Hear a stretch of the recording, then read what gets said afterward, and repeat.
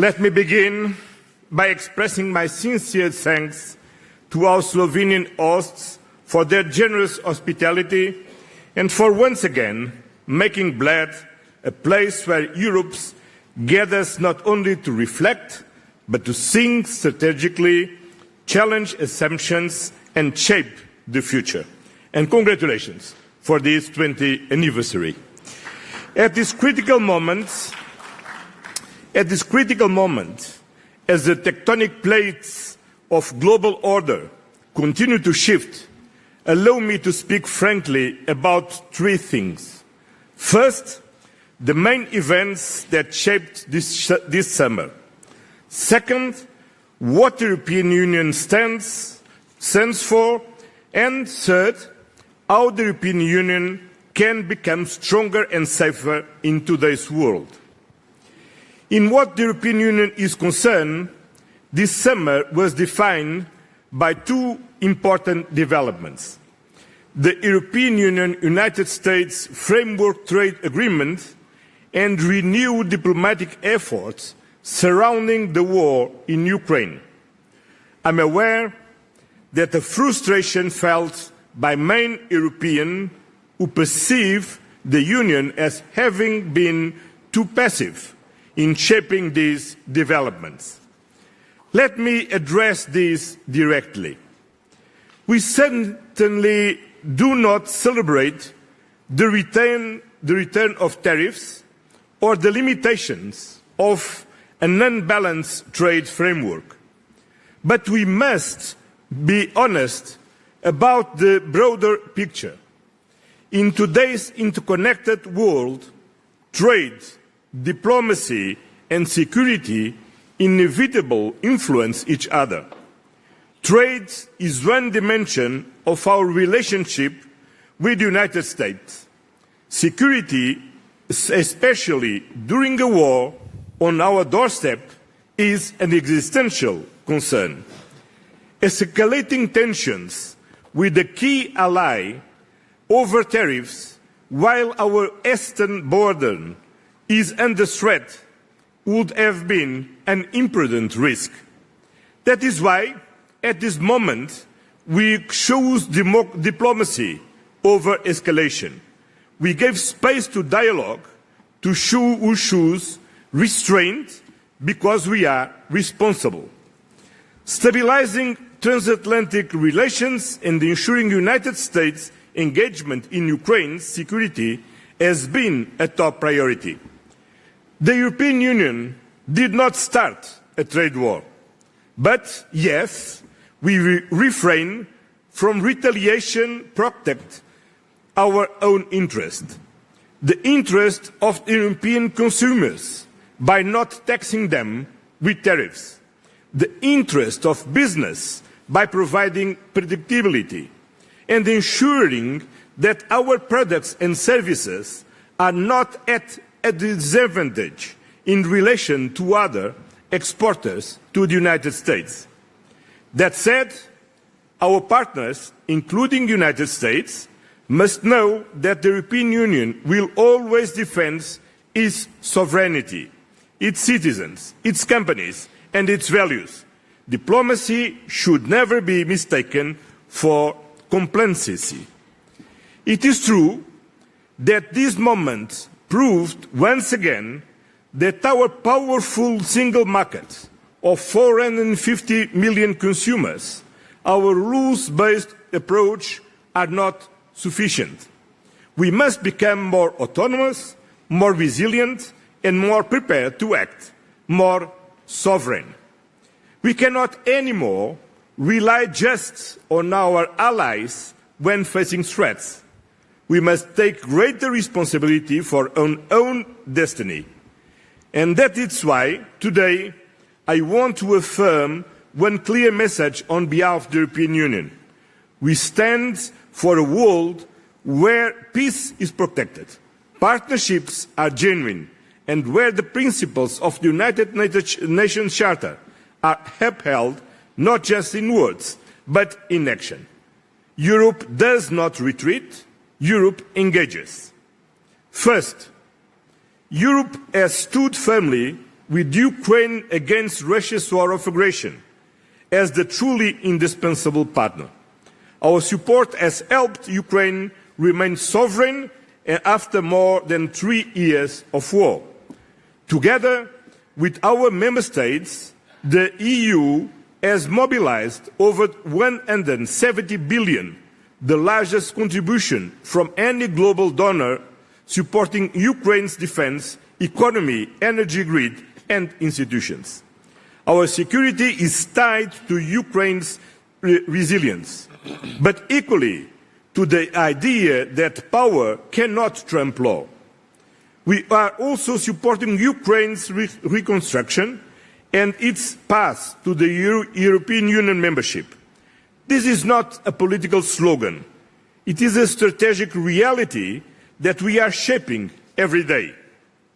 Secondly, in the Middle East, we are witnessing a humanitarian catastrophe in Gaza that shocks the conscience of the world.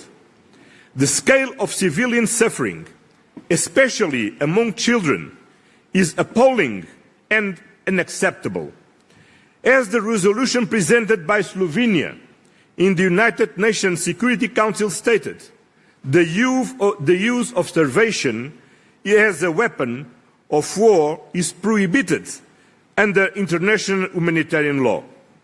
Regrettably, while supported by 14 out of 15 Council members, this resolution was blocked by the United States. The European Union has consistently condemned the Hamas terrorist attacks of October the 7th and continues to call for the unconditional release of all hostages. At the same time, the right to self-defense does not justify the indiscriminate destruction of civilian infrastructures or the collective punishment of an entire population. We must be unequivocal. International humanitarian law applies to all parties. We are deeply concerned by actions that threaten the viability of a future Palestinian state, particularly the expansion of settlements in the West Bank and the ongoing displacement in Gaza. These developments risk undermining peace and destabilizing the broader region, and for sure our friends from Egypt and Jordan can explain here very clearly. We therefore call for an immediate and sustained ceasefire, an unhindered humanitarian access, a halt of illegal settlement activity, and a renewed international commitment to a two-state solution. The European Union remains the leading donor of humanitarian aid to Palestinian people. European funding has kept hospitals, schools and institutions running, providing more than 450 million since the start of this war. We are actively supporting diplomatic efforts, and Palestinians' representatives must obviously be allowed to participate in international fora, including, or especially, the United Nations General Assembly and the upcoming conference on the conflict.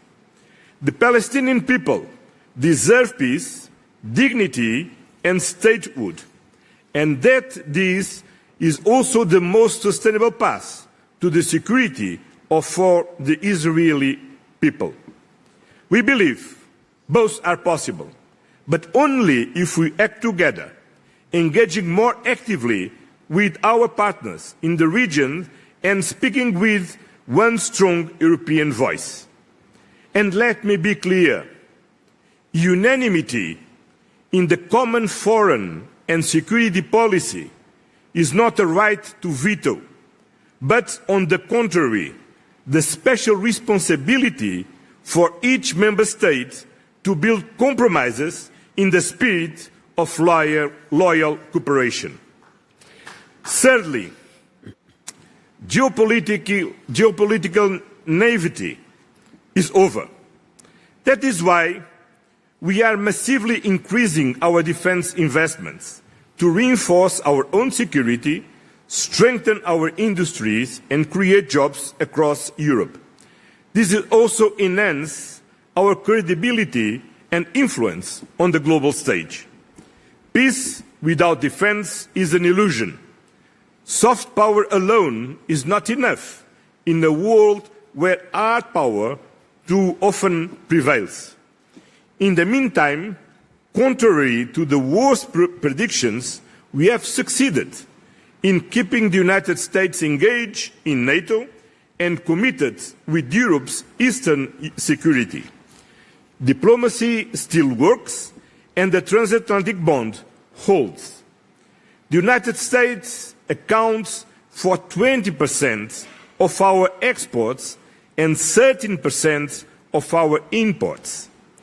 But the remaining 80% of the global economy also matters, and Europe must engage with it more actively. That is why we are building stronger trade and industrial partnerships across the globe. We are advancing deals with Mercosur, Mexico, India, Indonesia, Philippines and Thailand, not just to boost trade, but to increase predictability and resilience. Diversification makes our supply chains more secure and reduce strategic dependencies, especially in critical raw materials. Our updated global gateway strategy is expanding our cooperation across Central Asia, the South Caucasus, Latin America and Africa. It is a trade and investment agenda based on sustainability, digital innovation, labour rights and climate alignment. Because trade deals, not tariffs, deliver real benefits for countries, companies and citizens. Europe remains a reference point, not through coercion, but through example. For decades, the European Union has helped lift millions out of poverty and has stood for development, democracy and peace. Our soft power is not naive, it's necessary. In the fragmented world, our contribution is needed more than ever. And finally, let me conclude by addressing our own future. The European Union is not a closed club. We are a community of values and a project of peace and prosperity. And that project is not yet complete. The accession path of the Western Balkans, Moldova and Ukraine are not just promises. They are priorities. These countries are at the heart of Europe and they are part of Europe's future. In the coming years, we must prepare the Union for enlargement through reforms, budget adjustments and strengthened governance.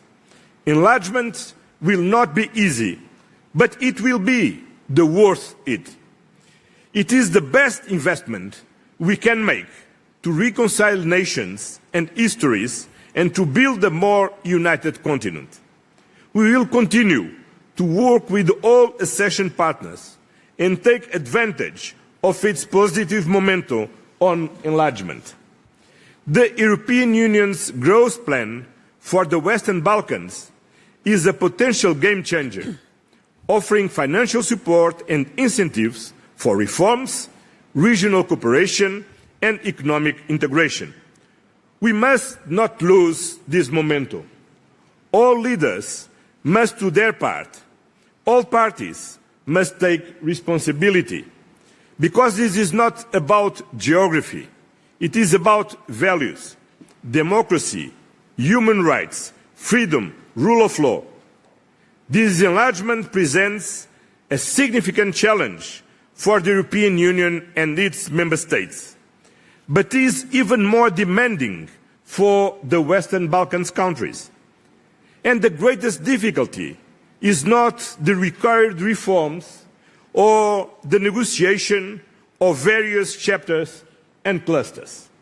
The real challenge lies in adopting a new culture mindset, overcoming historical conflicts in order to build a shared future.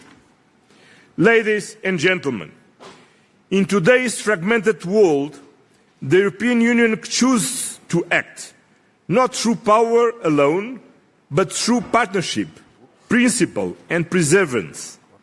We will stand with those who uphold international law, not with those who seek to dismantle it. We will keep building a stronger Europe, not for ourselves alone, but for the benefit of global peace, justice and cooperation. This is Europe's promise. This is Europe's purpose.